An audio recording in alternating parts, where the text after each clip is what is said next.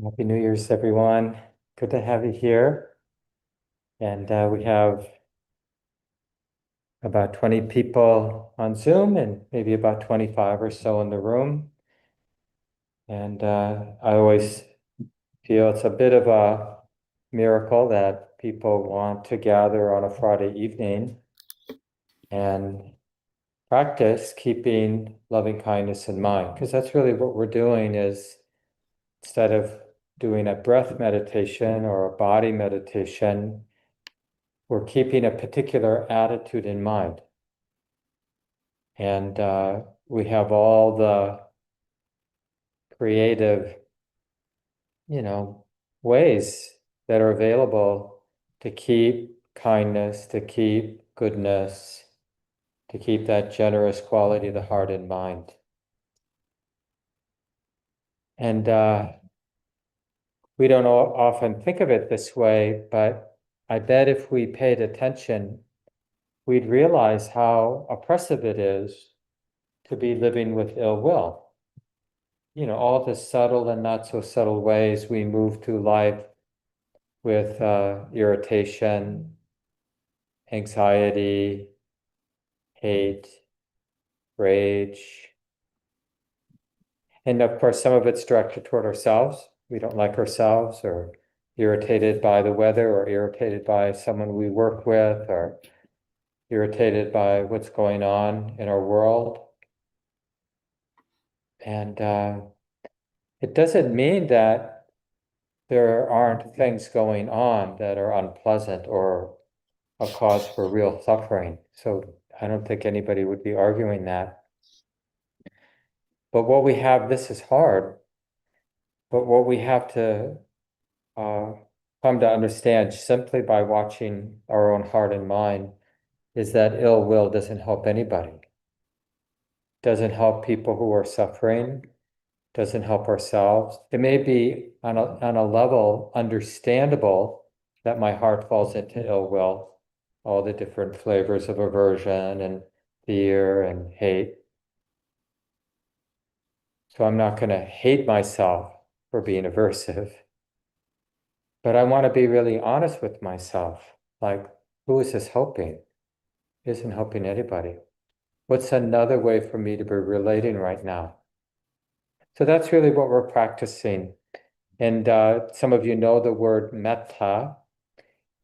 For here in English, the word love, we use it so many ways. We love hamburgers and we use it in terms of attachment, like I love my cat, but it's because it's my cat. I don't feel that way about other cats, right? So it's a conditioned kind of love.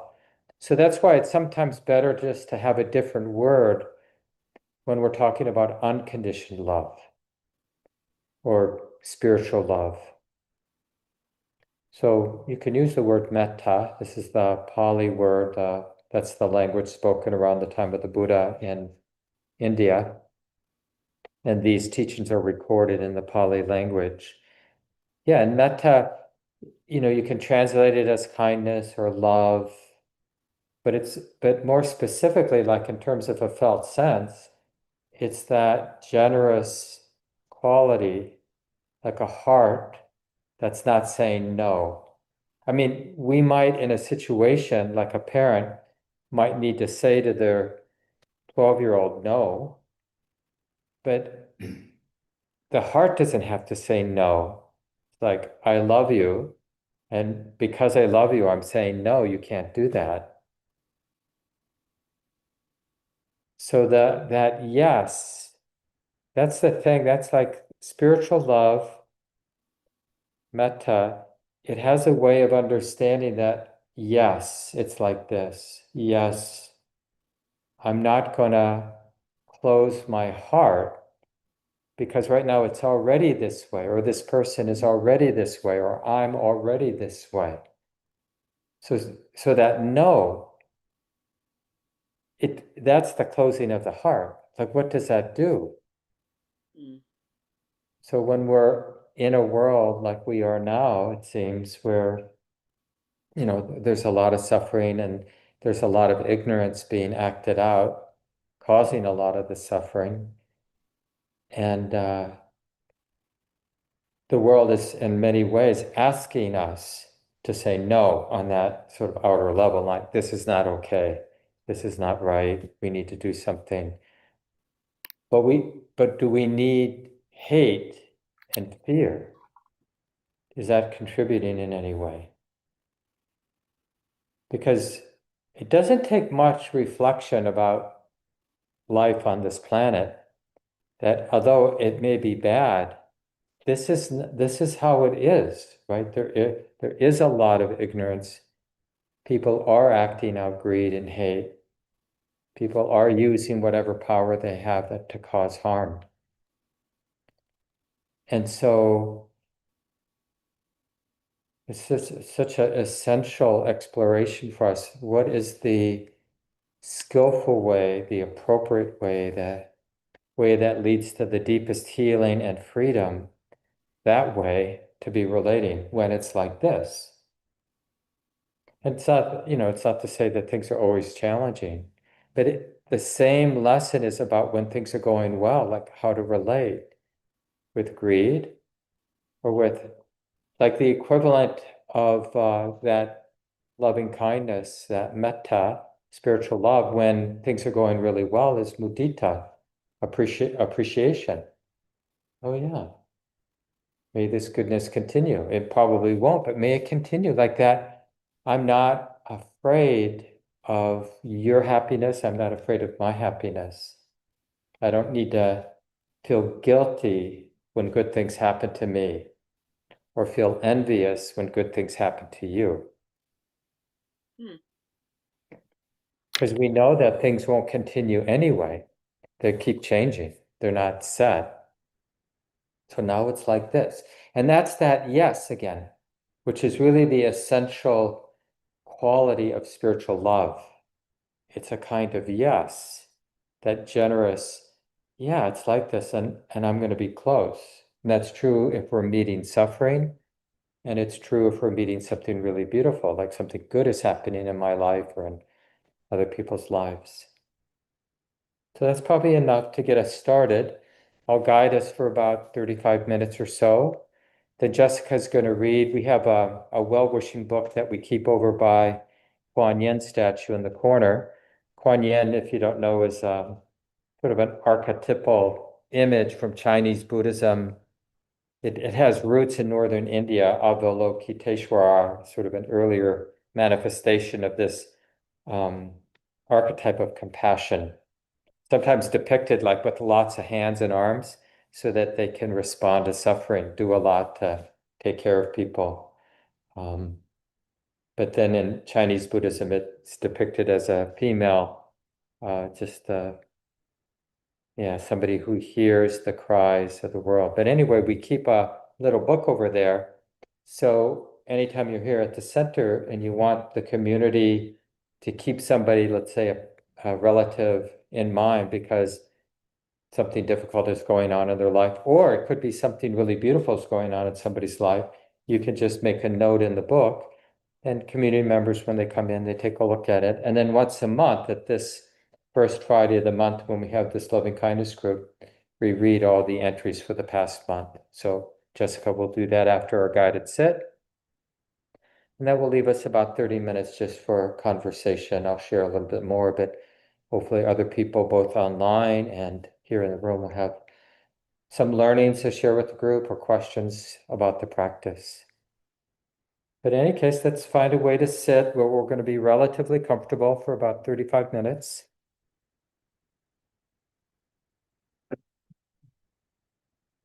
We have more chairs you can get, those of you in the room, if you'd prefer a chair. So make sure we're sitting in a way where you can relax to some degree, relatively comfortable.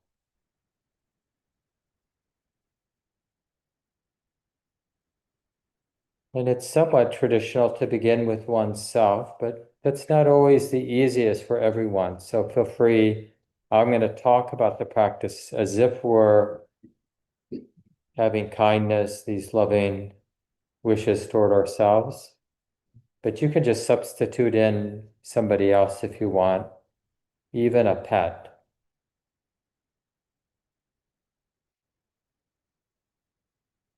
So we sense our life as we sit, sense our body, grateful for this body, however healthy it's been lately. And of course, our body's not perfect, but I can care enough right now to be close, to be willing to be close to the experience of the body. In a way, it's the initial expression of love, this willingness to be close, or you could even feel this as a willingness to be touched, to feel what we're feeling. In other words, a willingness to be vulnerable to the experience of the body right now. I'm not afraid to be close, to feel. I'm not afraid to relax here with the body, kind of merging or opening.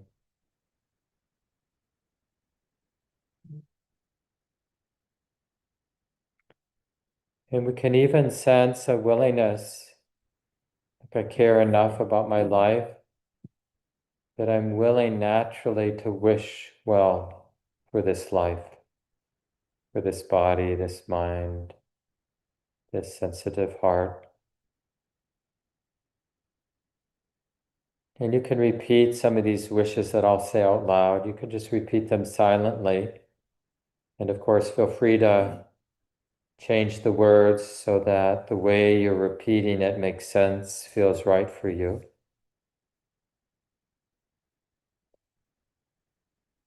May I be safe and protected from all harm.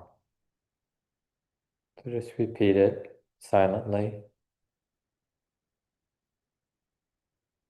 May deep wisdom and love protect me always.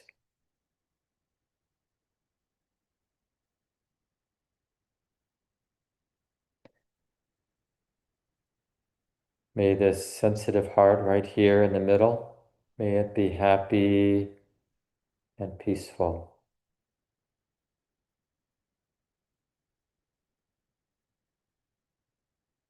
May this body here be healthy.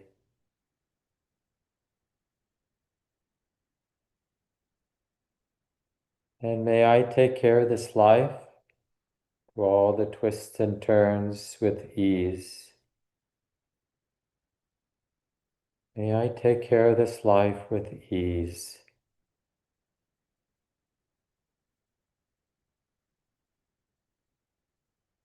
We're just letting each of these phrases land as a simple, generous offering toward our life here. May I be safe and protected in all ways.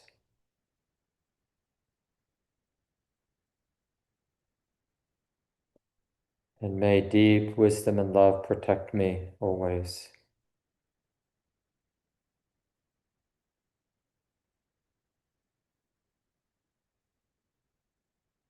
May this heart be happy, peaceful.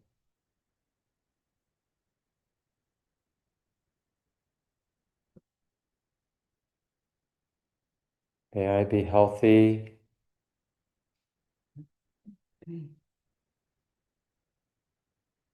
And may I take care of my life with real ease. Through all the twists and turns, may I live with ease.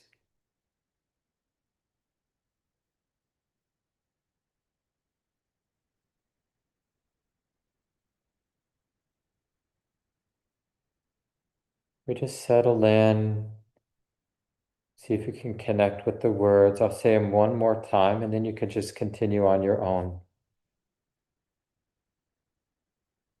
So feeling this willingness to be close and to wish well. May I be safe and protected in all ways. And may wisdom and love protect me always.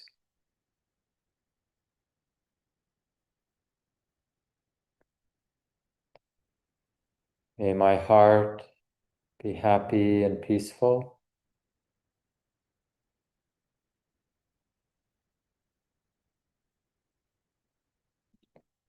May this body be healthy.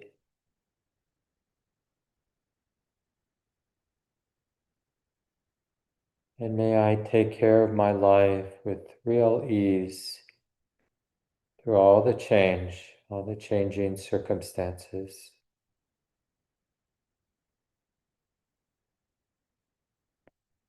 So continuing on your own, you can simplify it and just repeat one wish, change the language, the words.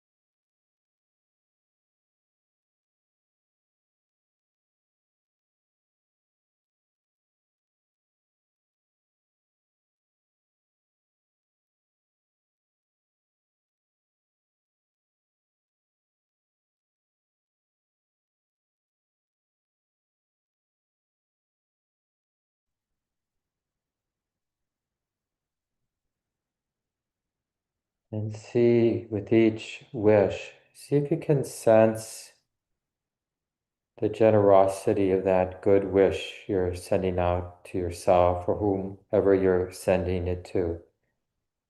Feel that generous quality of the heart with each wish.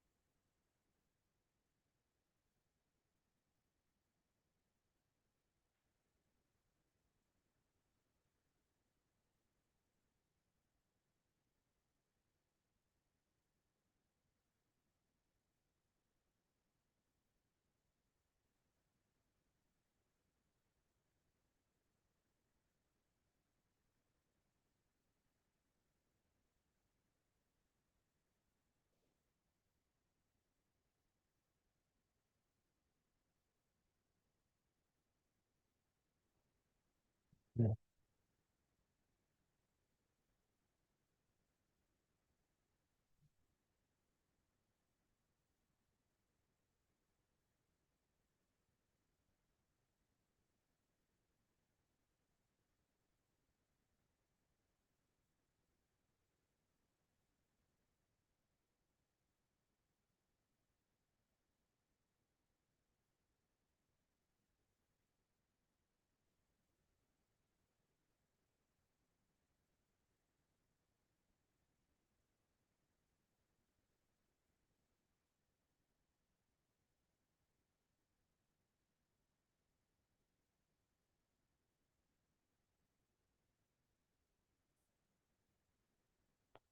Be willing to begin again and again. We're using the phrases or the repetition of the phrases so we can keep that, discover and then keep that generous quality of metta in mind.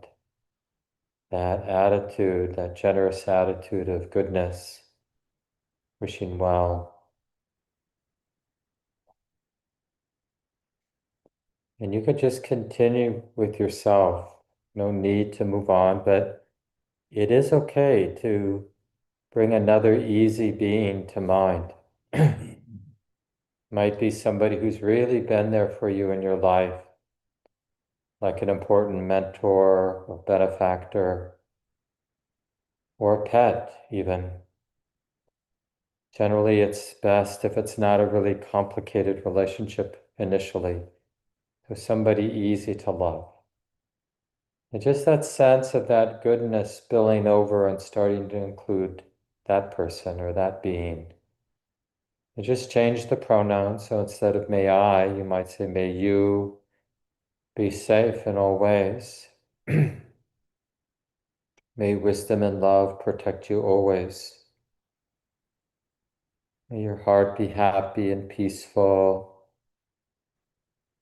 and your body healthy. And may you take care of your life with real ease. So just continue on your own with yourself or with another, feeling that generous quality of the heart.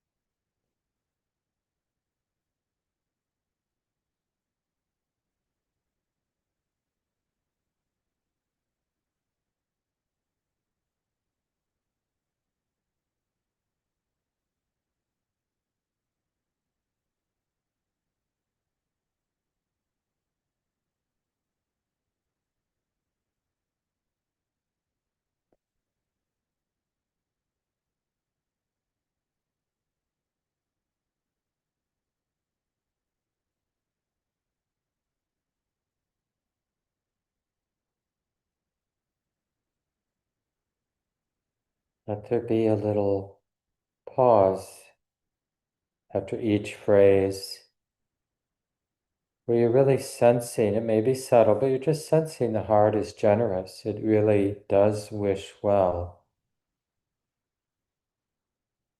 And if that feeling of generosity is clear, you don't even need to repeat phrases. You can just let that generous quality of the heart be the object of awareness. Or keeping metta, keeping this loving kindness in mind. Feeling, sensing its expansive nature toward this person, toward ourselves. And eventually you'll notice it goes out in all directions. It's like a light. It isn't limited, doesn't just shine on one thing. It just keeps going out in all directions. That's the nature of light, and that's the nature of metta, the spiritual love.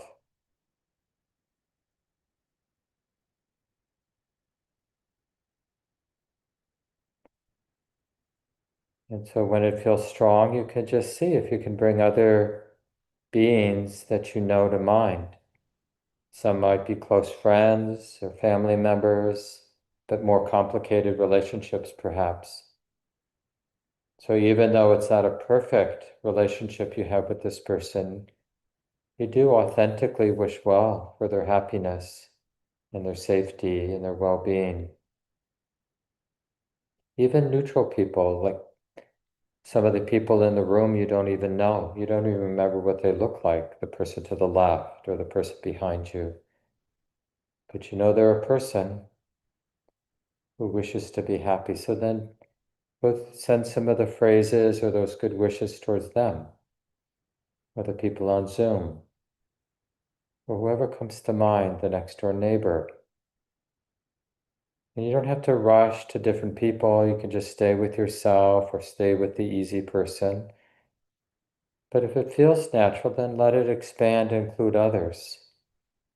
Just use your intuition, use the phrases if that's helpful. But as I said before, if the practice gets strong, then you can let go of the phrases and just be with the emotion or the attitude of loving kindness itself.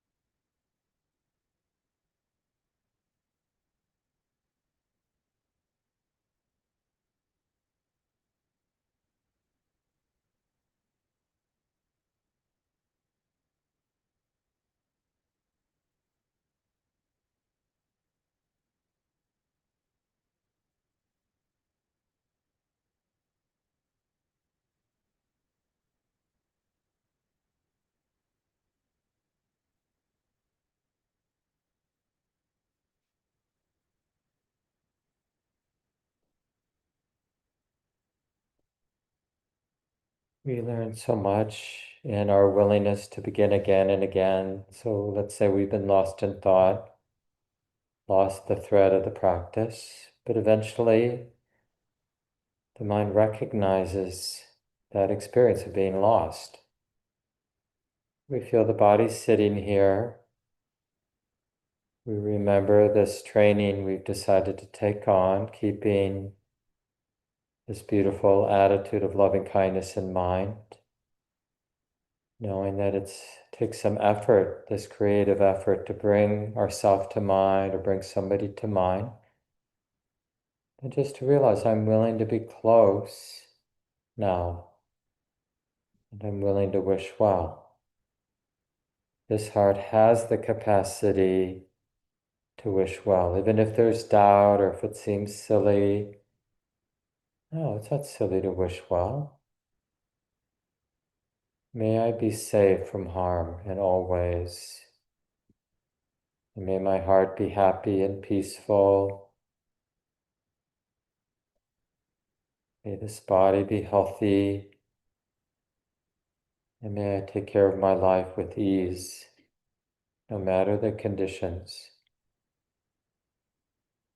So always returning, feeling that lightness, that generous lightness of the heart that cares, wishes well. Notice how it spills over, including more and more. And you might even notice in moments that it's boundless, it goes everywhere. May all beings be safe from harm. May love and wisdom protect everyone. May all our hearts be happy, peaceful. May our bodies be at ease. And may we live our lives, take care of our lives with real skill, with ease, through all the twists and turns.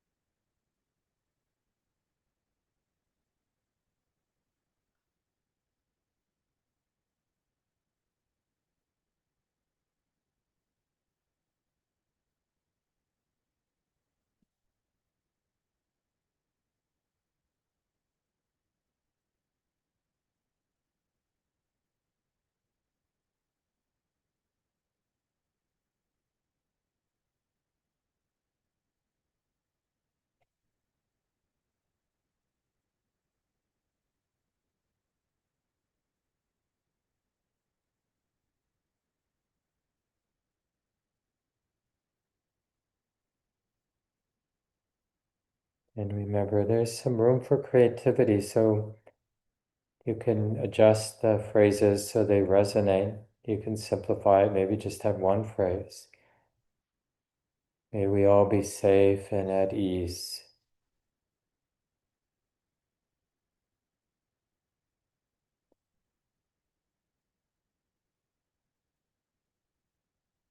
And make the practice work for you, for your heart as it is.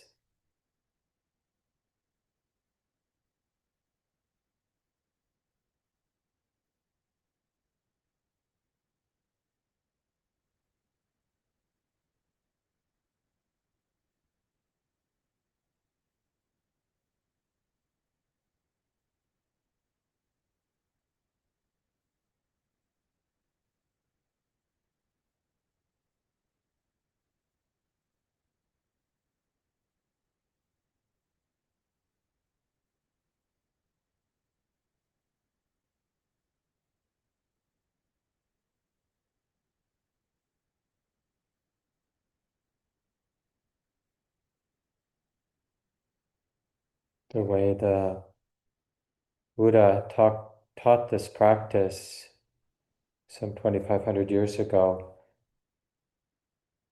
at least how it's been recorded, passed down through the centuries, was with these phrases. We often chant this at the center here. I will abide, pervading all four quarters with this heart, imbued with loving kindness. So what's in front of us, the second quarter is what's to the right, third quarter behind, fourth quarter to the left, and then above and below, all around, everywhere and everywhere. I will abide, pervading the all-encompassing world with this heart imbued with loving kindness, abundant, exalted, immeasurable, which means there's no boundaries, no place this goodwill, this goodness of the heart won't go. Abundant, exalted, immeasurable, free from all hostility, free from ill will, I will abide.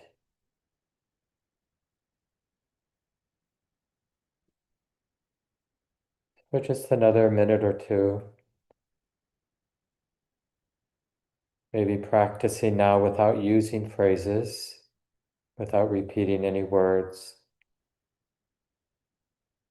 but just sense this capacity we all have to be resting or abiding in this goodness that just shines out in all directions, as if it were to say, may we all be at ease, may we all be happy and at ease, safe from harm.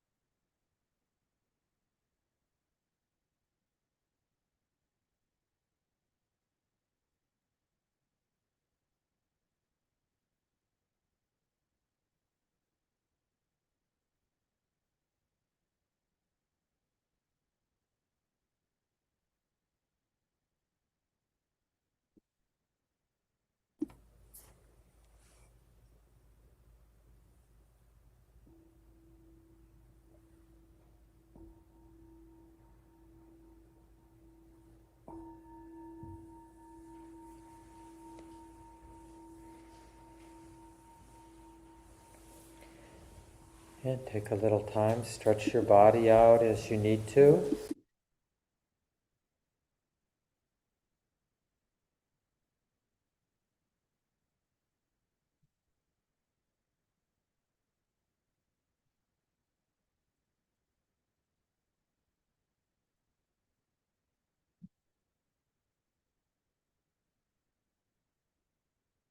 Is that anybody's first time doing the metta loving kindness practice?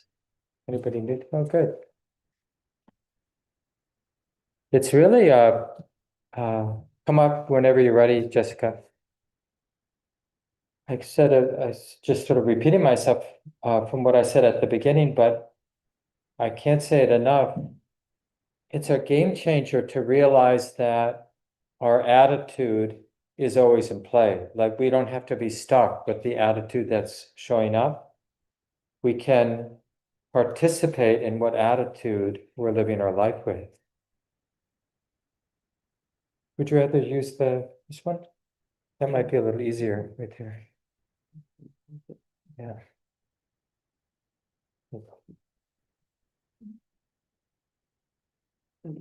Trying to fill Chelsea's wonderful practice here. So December, wishing my dad peace and love this holiday season, and my mom good health as she awaits a cancer diagnosis. And so much love to my four younger siblings. For people living and dying in the freezing temperatures outside, may they feel the sun.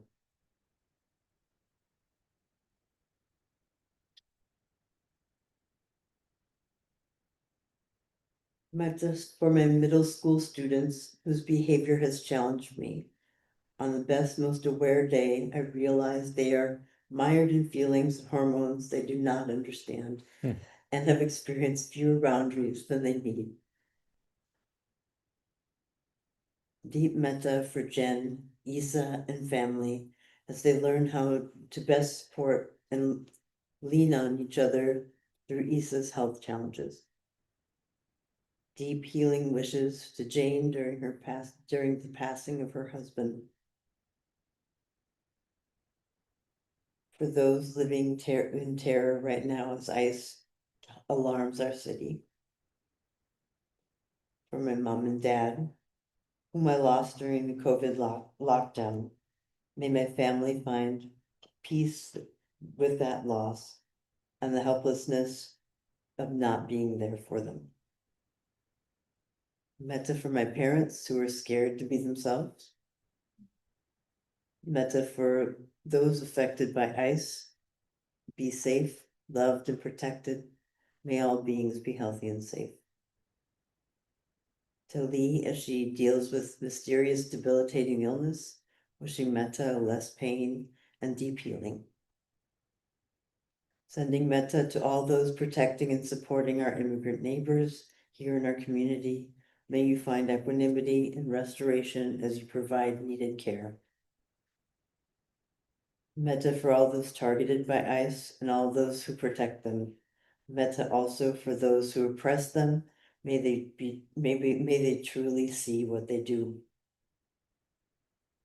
For all the people of Incarnation Church who have been too fearful to attend Mass or drop off their children at daycare during these holy days of Advent and the Virgin of Guadalupe's celebrations. From 1,000 people, Mass has dropped to less than 100.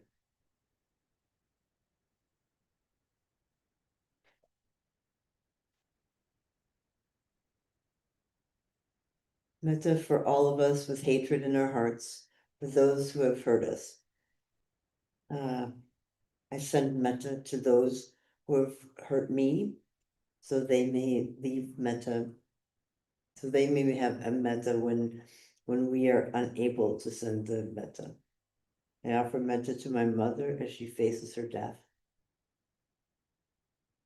Metta for those with challenging or fragile relationships, which are being further strained by holiday season pressures and patterns. Metta for Tony on his transition today, to Susan and Justin and Liz and all who loved him. Metta for my mom, who can no longer care for my dad, and metta for my dad, who may have to live apart from my mom. My brother Eric Murick has chest pain after an MI and a GAB6. Thoughts and prayers.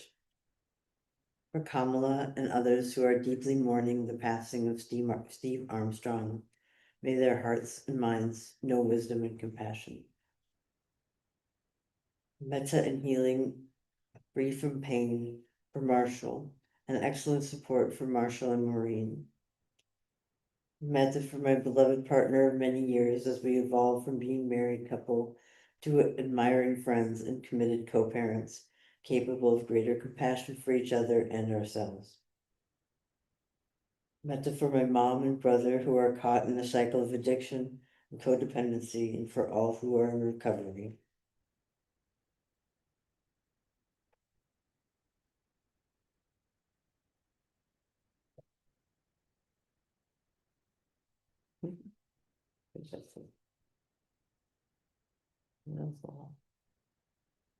Yeah, yeah. Thanks, Jessica. It's quite poignant just to hear those reflections from the community. Like I was saying earlier, there's just some of you know the 5 subjects for frequent recollection that the Buddha encourages us to bring to mind. I'm of the nature to age. I have not gone beyond aging. But we could say that not just in terms of ourselves. We are all of the nature to age. We have not gone beyond aging. We are all of the nature to sicken. None of us have gone beyond sickness. We are all of the nature to die.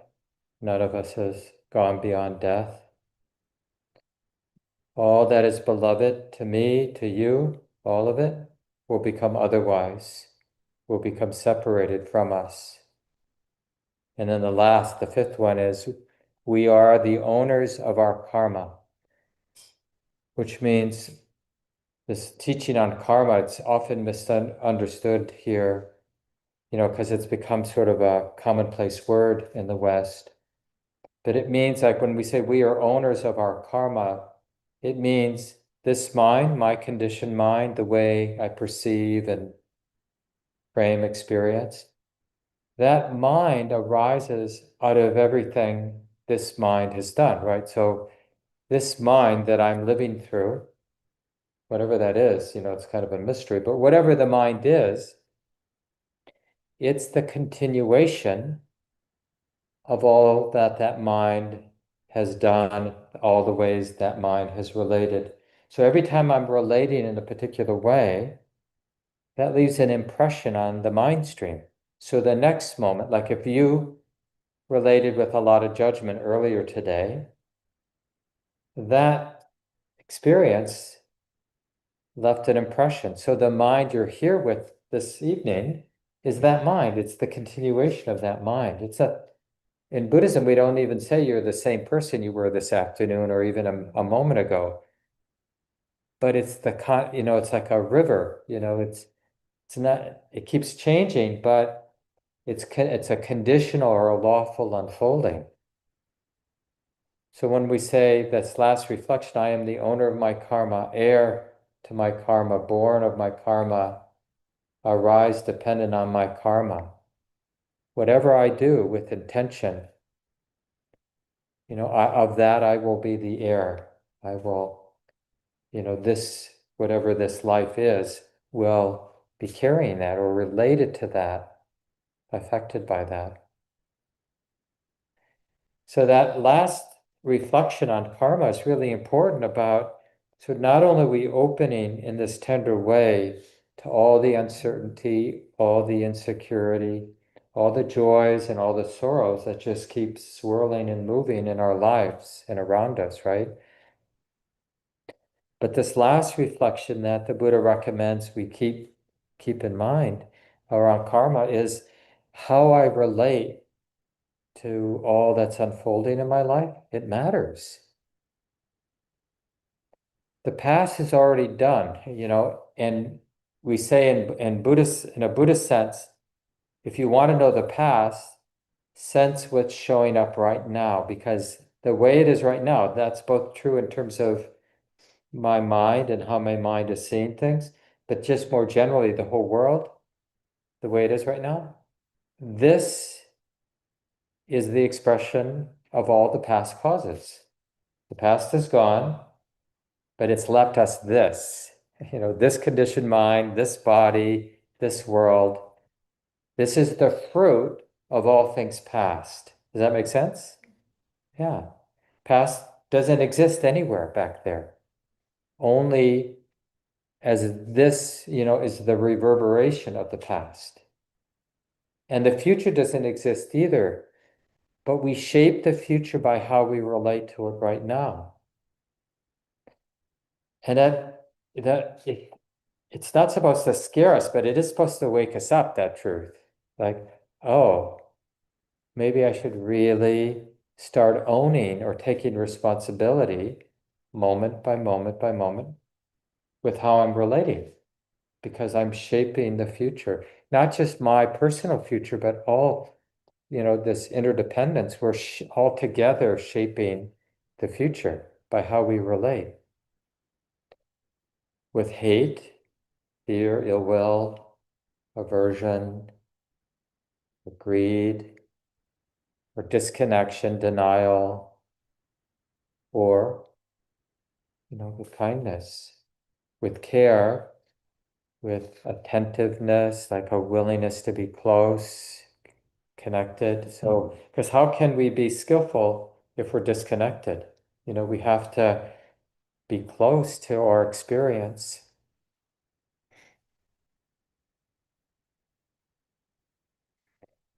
And initially, it seems, I think, fair to say, it seems impossible, right?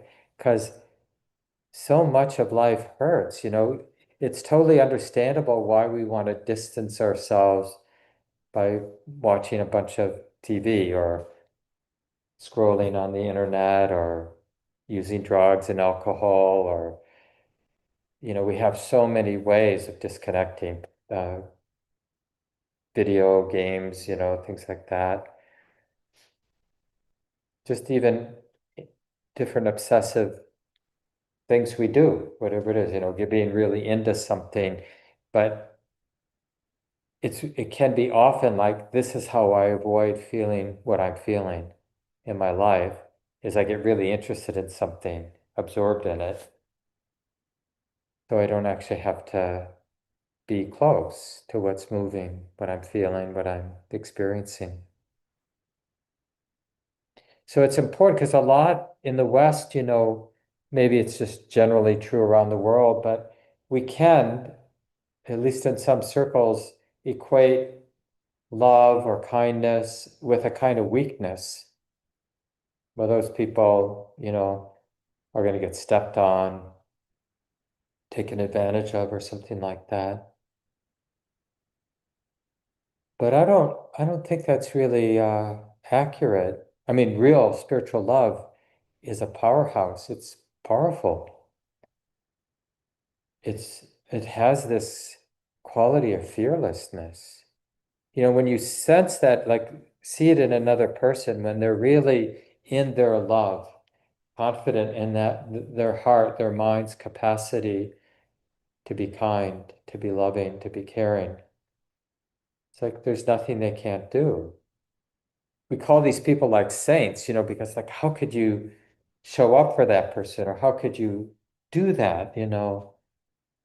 Weren't you disgusted? Weren't you afraid? Weren't you exhausted? But people have amazing capacities. I'm sure everybody has their own little version of this story where you saw your capacity to show up in a situation that you didn't think you'd be able to be present for.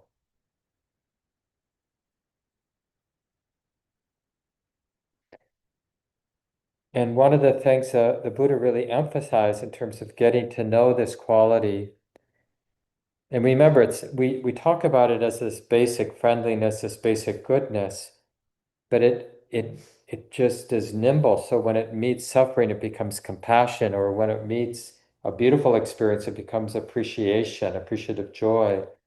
And even when it's confusing, the heart knows how to stay close, like with some kind of equanimity, like, I don't know what's going on, but I'm okay being right here, with this ambiguous, this uncertain situation, you know, I'm not afraid of ambiguity. That's love too. And the Buddha really emphasized this movement towards what is unconditioned. Because we generally think of love in its conditioned form. You treat me really nicely, so I love you. You've been there for me, so I love you. I feel really comfortable with you, so I love you.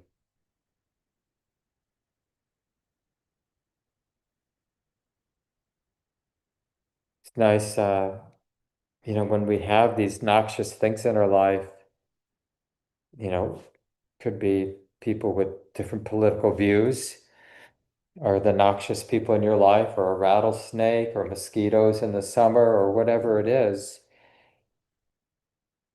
And just to notice how justified we feel in throwing that being out of our heart.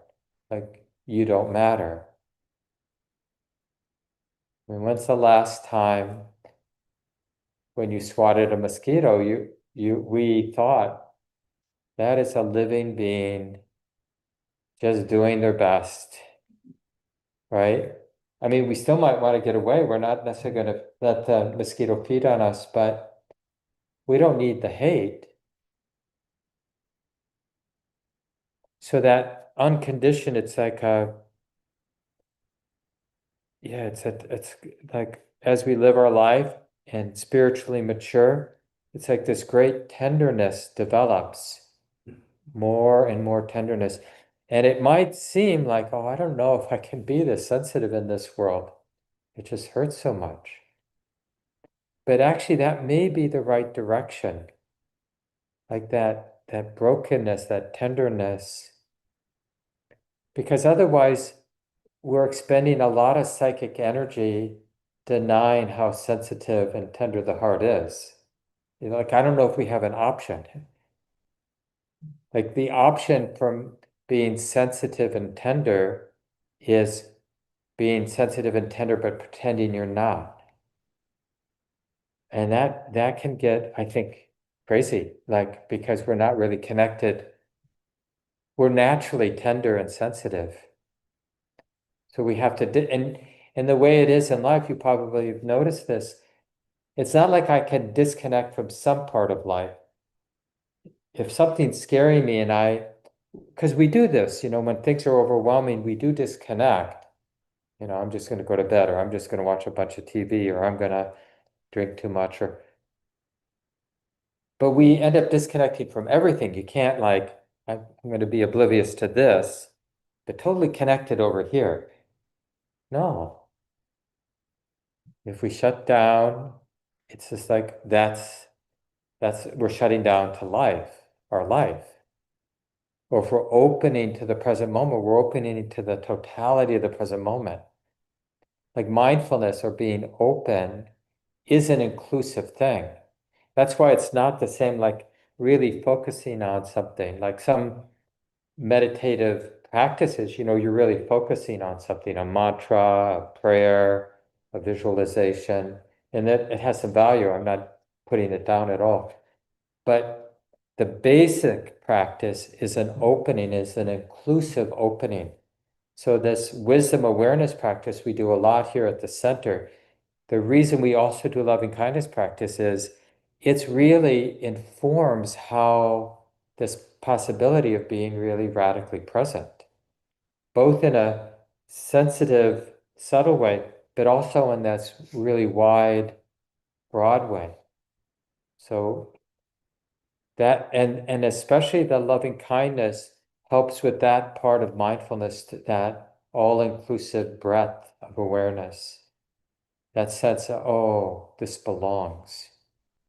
And this is moving in the direction, in Buddhism, we call it unconditioned or unconditional. So the love, that openness, that inclusivity isn't based on whether the moment is pleasant or unpleasant or clear or confusing. When I was practicing in Burma as a monk for 5 months, in a lot of the South Asian countries, in the monasteries, they'll let you do a temporary ordination.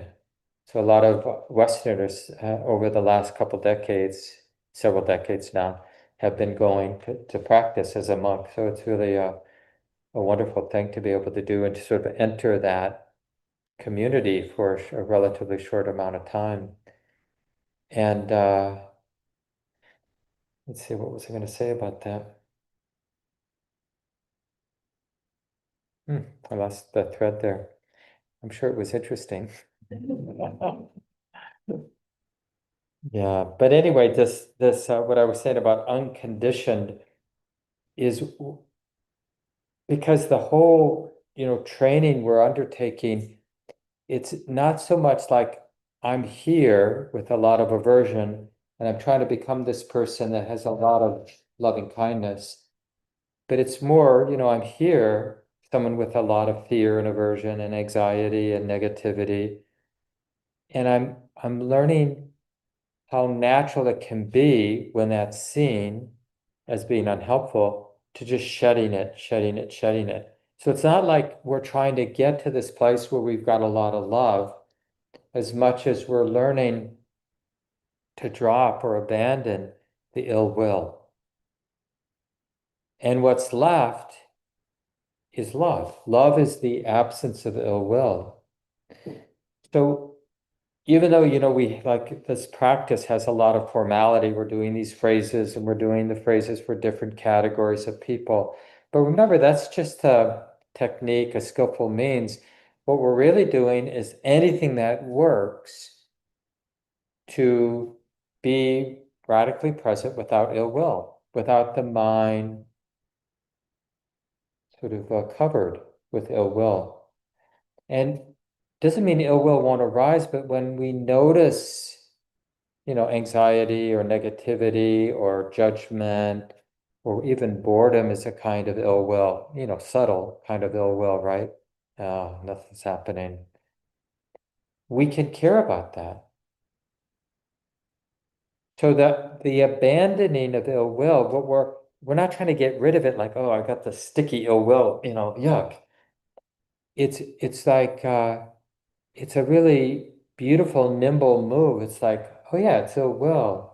But when I see my ill will, when I notice that I'm irritated, or I'm defensive, or I'm hurt, or something like that, and I see it with awareness, like wisdom and awareness, oh, this hurts. So you see, right there, I'm not caught in it. When we see it clearly, like when we see anger clearly, is the scene of the anger angry? Does that make sense? Like, have you ever caught yourself like really raging? And then it's just like, I mean, generally this wouldn't happen unless you were practicing, had some kind of a Buddhist awareness practice or something similar. But you're raging, and all of a sudden there's like, oh, honey. And it's as if we say that, oh, honey, what are you doing? This really hurts. Whatever that state is, but you're not identified with that state in that moment, right? The mind is in this place of seeing with kindly eyes. Oh, honey, this isn't this isn't what you want to set in motion in the world or in your life. This hurts. May wisdom and love guide you. You know, may you find a way to be safe. May this heart know peace. And that's really important that, the way the Buddha might talk about that is this is a path of wisdom. So even the cultivation of love, it requires wisdom. And the wisdom is we don't have to believe the ill will. I can't do anything about ill will arising because the causes for all the ways my mind expresses ill will, those are past. Like how I was conditioned in my childhood and the culture I was raised in, and, maybe my genetic disposition, but all of that is now here and now, we call mark. But I can relate to that personality with wisdom. I can see, oh yeah, that's in a sense not me. It's just an unskillful attitude of mind that we call ill will, and I care about it. And it has this sort of neutralizing capacity. And it works even in groups. Like if you've been in a group, and let's say the group is, in a negative space, people are putting somebody down, but there's one person in the group who's in a really confident, balanced place, and so, three of the people in the group are gossiping and really putting somebody down that's not there, and one person is just like not judging them, but totally there, not disconnected, really seeing what's going on, which is these people are being negative and putting somebody down, right? But they're just in that space of kindness and clarity. Generally, it sort of can neutralize that. People start to pick up like, oh yeah, maybe this isn't, without the other person even having to say naughty, naughty, or anything like that. Just being that wise and kind, non-judging presence. It's a gift all around. Not getting sucked in to the divisiveness, to the negativity. And it's not about being passive. If somebody were to ask that person who had that balance, that clarity, that kindness, that person would speak their truth.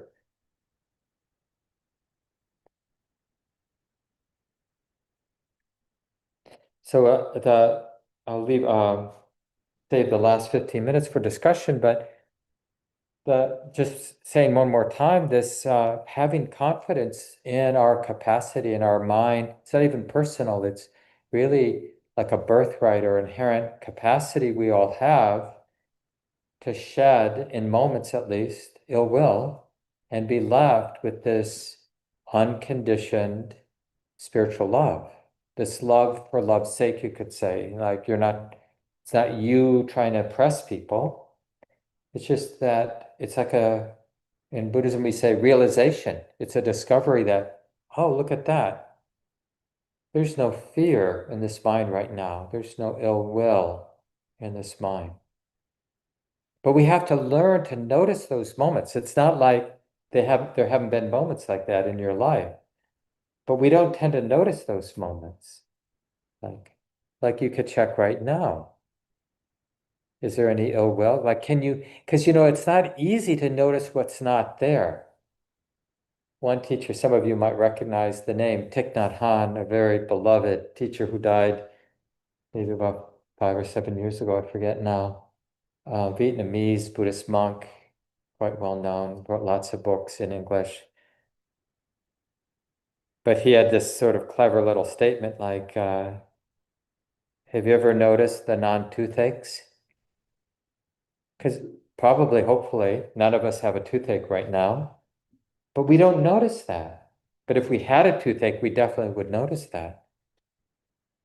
Right? So if we were caught in a lot of ill will, we'd probably notice it and then get sucked in or identified with it. But can we notice when the mind is relatively clear of any form of ill will? Because when we notice that love, that absence of ill will, that's what strengthens it, is the recognition. Oh, this is a mind, this is a heart with very little or no negativity right now. Oh, because then wisdom, the mind, can recognize, oh, this is a beautiful thing. And not just beautiful, but it's really powerful, it's nimble, it's really useful to be in this place. And that's what strengthens it, is the recognition of it. Otherwise, they're just random moments that are not recognized. In any case, we have a mic here so people can hear each other. And actually, because we didn't get the technology set up tonight, if people in the room who want to speak want to come up like Jessica did and use a handheld mic, that way people online can see you. And people online, if you want to speak, you can raise your digital hand and then unmute yourself. And I'll turn the speaker on my computer, and I think people will be able to hear you in the room. So yeah, any questions related to the practice we did tonight or what I've said or your own learnings from your life? I always say that we inevitably learn some important lessons around this just naturally, organically, and it's really helpful for people to share what you've learned. Yeah, so what comes to mind? Who'd like to begin?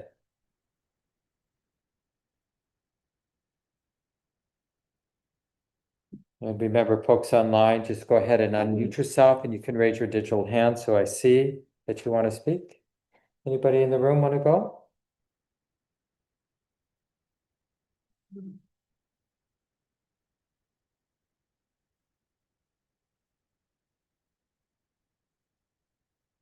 Yeah, please, come on up. Always nice to say your first name too, if you don't mind. And just because people may not want to be on, we're going to put this up online, so I won't have the camera on you. Okay, my name's Tyler. Feel a little nervous doing this, but I did want to say when you gave that example of three people talking, maybe talking about someone, and the fourth person not doing anything and bringing some wisdom there, that exactly there was a really small moment that it connected to me, and I thought maybe it'd be useful to share. When we went to this house that Common Ground purchased, Oh, yeah.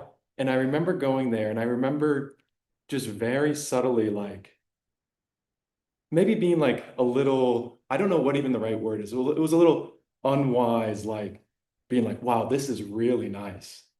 And I was with you. And I just felt like a little bit of wisdom where you didn't join me in on that. And it like connected with me a little bit. Hmm. And that connected to that story a little bit. And I could have been spaced out too. But it's true, it's whether or not whatever place I was in when that happened, it's just interesting, like if we're what someone is projecting out, like you might be, and this is important, like you might be in a place of Mark as a symbol, right? He exists not as Mark, this conditioned guy, imperfect conditioned guy, but as a symbol of someone who has some wisdom. And so, but that would be your wisdom. Do you understand? Like when you think someone has a lot of wisdom and you're really moved by their wisdom, you wouldn't know that unless you knew that. Like, does that make sense? You can't project out onto somebody what you don't yourself know. So just that whatever that experience was for you, Tyler, it was really a mirror of your own wisdom, whatever it was. And whatever I was in that moment is the great unknown. I mean, could have been wise in that moment, or I could have been spaced out, or I could have been judging you in that moment. Who knows? I appreciate you sharing, though.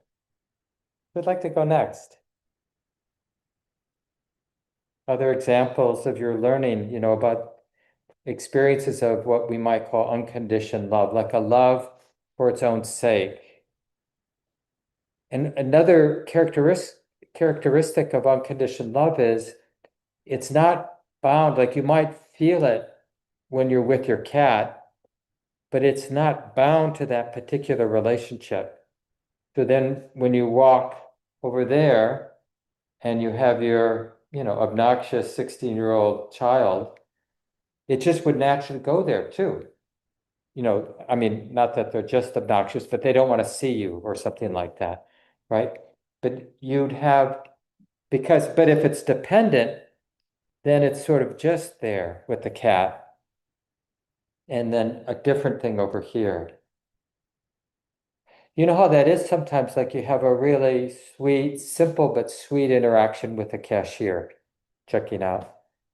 But then as you're walking into the parking lot, it's just like you love everybody. Have you had that experience? And that's like because something opened up in that little interaction with the cashier that wasn't about the cashier or even you. It was about touching into a love that isn't about anything. So it goes everywhere. We've all had that experience, but we don't always remember it or recognize it for what it is. But these little testimonials can be helpful. So who wants to share? Yeah, please.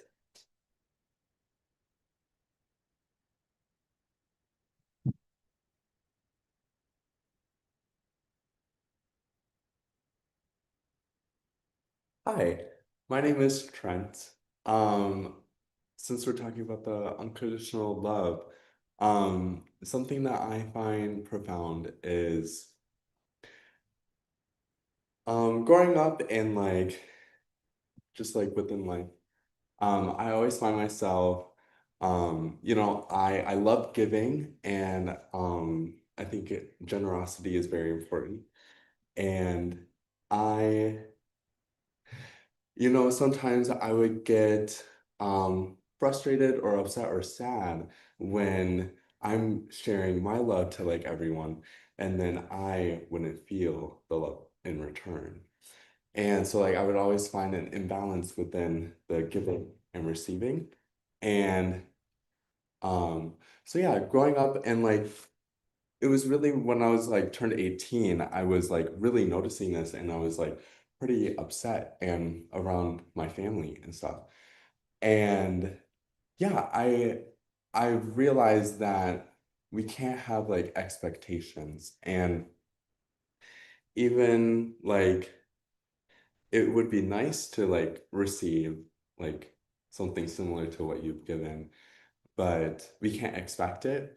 And something that I've been learning is that the moment that we have those expectations, we will most likely be what's the word? It's just like a disappointed. Yes, thank you. So yeah, and I think something that I've been learning is how to like give and be loving without the expectation of receiving it back. Um, yeah, so that's what I've kind of been thinking about as we've been um, talking about the unconditional love. Because I think it could be really hard to have like unconditional love, but um, yeah, it's about just like everyone, the only thing that anyone needs is love. And um, if people aren't loving, it must mean that there's some form of suffering within them that they're just projecting onto other people. And in order to like cure or treat that is with love. Thanks, Trent. Beautiful. And we can always, like that, in that example that Trent gave, just be aware of like, can I send that love to myself that we are sending out into the world? Because that's another aspect of unconditional love. It doesn't have preferences. So if you're noticing that you're not taking care of yourself, you're not loving yourself, you don't want to be around yourself, then that's that's a place to look. To start first, just to care about that, like, oh, that hurts, and I care about that.